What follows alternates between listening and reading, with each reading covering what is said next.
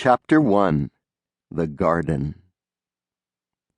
Perched on an island cliff high above the deep waters of the ocean, a lighthouse stands steady and strong. Its great lamp shines across the waves day and night, guiding sailors on their journeys home. This lighthouse is well loved, and not only by the sailors who watch carefully for its beacon in the night. It is also well loved by the family who lives there. This is a happy family.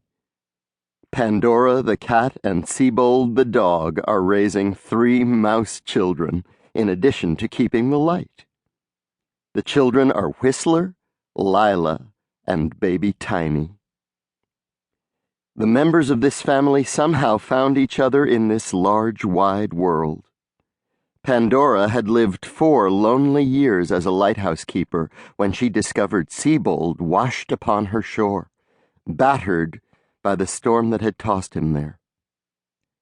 Pandora tended Siebold back to health, but just as Siebold was planning his return to the sailor's life, he and Pandora found the children lost and adrift at sea.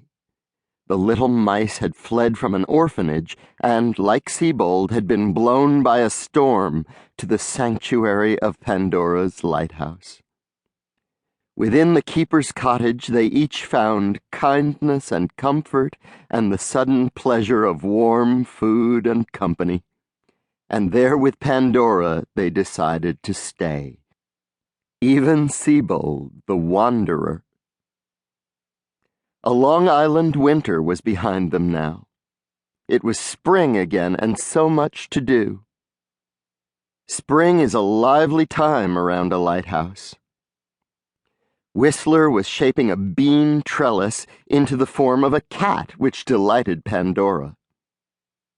"By July, the vines will have grown," said Whistler, "and the cat will show nicely." "Brilliant," said Siebold. Siebold was busy planting carrots and beets. Siebold didn't much like beets, but he planted them for Lila, who liked to dip the doll clothes she sewed into beet juice to dye them a lovely red. She also used carrot tops to make a nice yellow. Baby Tiny was big enough now to play in the lighthouse yard.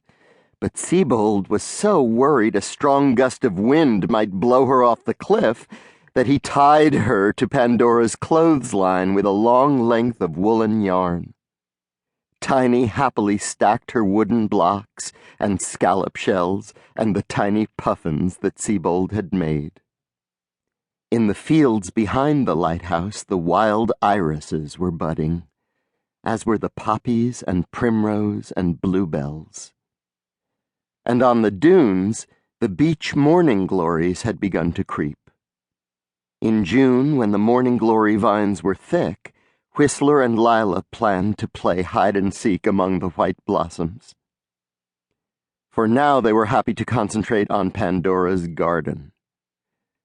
While Whistler constructed his trellis, Lila made beetle houses with small piles of rocks, and she collected fresh water from the rain barrel into shells, placing these near the houses so the beetles might have a drink.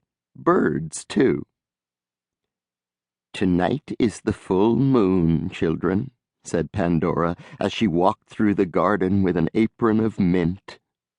"Oh, good," said Lila, settling a shell into the ground. "Everything will glow." "Yes," said Siebold. "This moon will also bring the lowest tide of the year." "It will?" asked Whistler. "Indeed," answered Siebold. "There should be new things to see in the estuary when the water pulls back." "We should explore," said Lila. "Definitely," said Whistler. The children loved walking over the estuary at low tide, making tiny footprints in the mud as they looked at starfish and anemones left behind by the receding water. "Tomorrow morning you may pack a bit of breakfast and go out early while Pandora and I trim the wicks," said Siebold. He said this cheerfully, for Siebold quite liked his keeper duties. "Tiny will keep us company."